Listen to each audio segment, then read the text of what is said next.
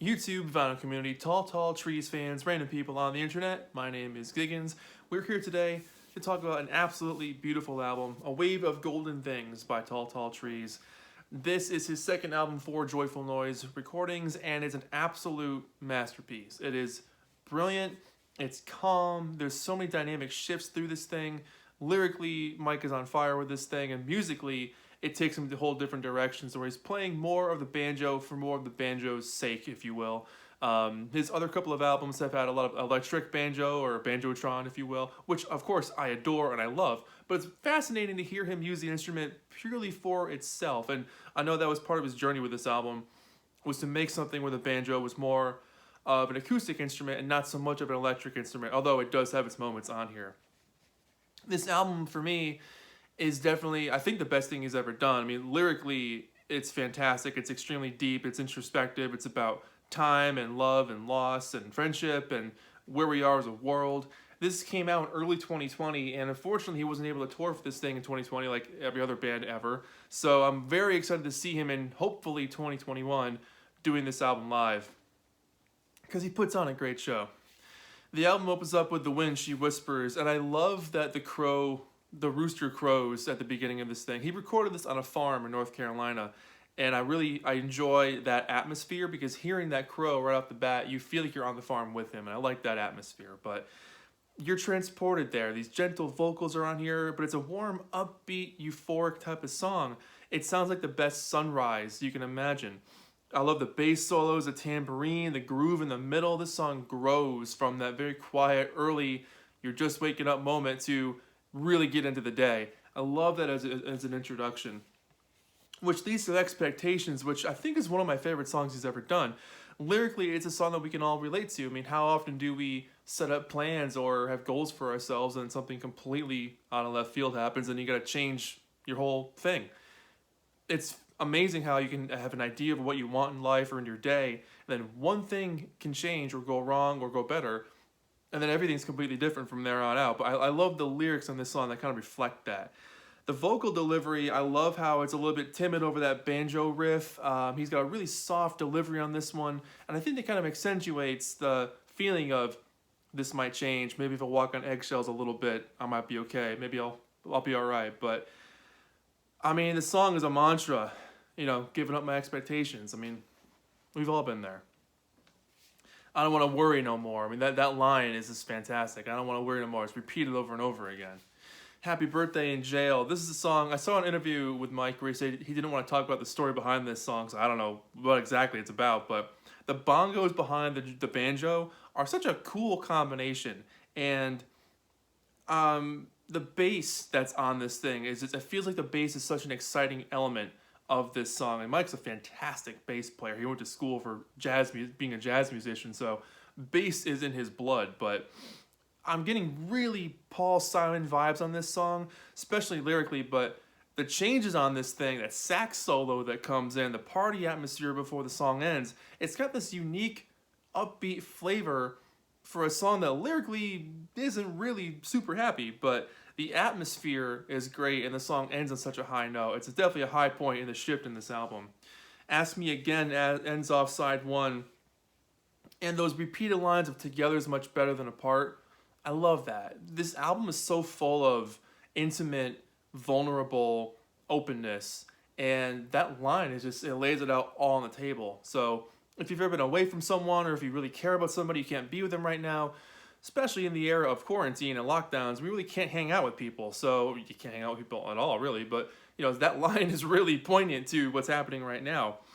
The "Why's It Gotta Be So Hard" refrain again really hits, but it's just a gentle delivery on such a heartbreaking, intimate storytelling experience. Fantastic song. Side 2 opens up with A Number of Signs, and it's a love song in the most complex way. It's diving deep into realizing how nuts you can be for somebody, right down to the most minute details. And I love that expression. It's not just saying openly, I love you. It's like, I love these very complex emotions, and I love the super small things that happen in your life that I appreciate. It's really diving deep into someone's heart.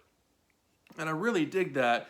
And the concept of time comes up on this song often and a lot through this album. Time is such a thing that runs our existence, and it's finite.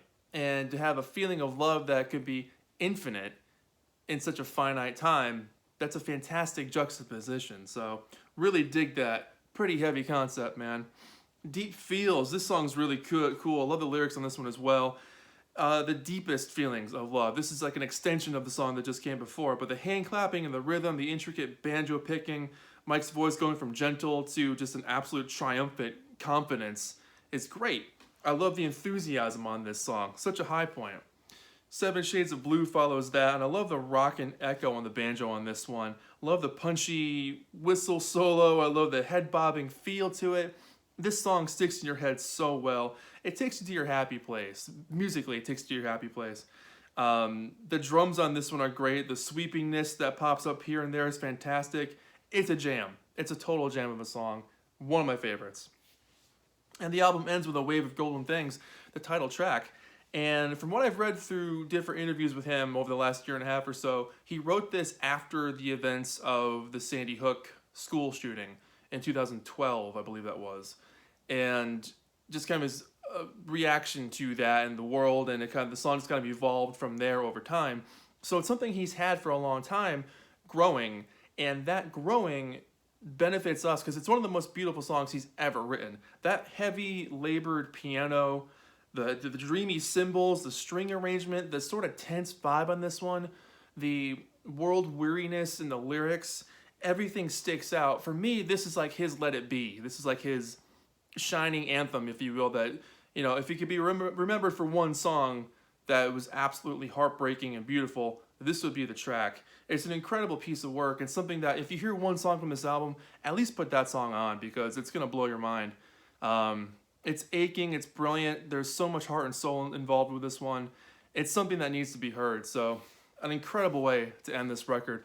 Overall, I mean, this album does not fail in one bit. There isn't one bad song on it. I mean, there's only 8 songs, but, you know, there's no bad moments on this thing.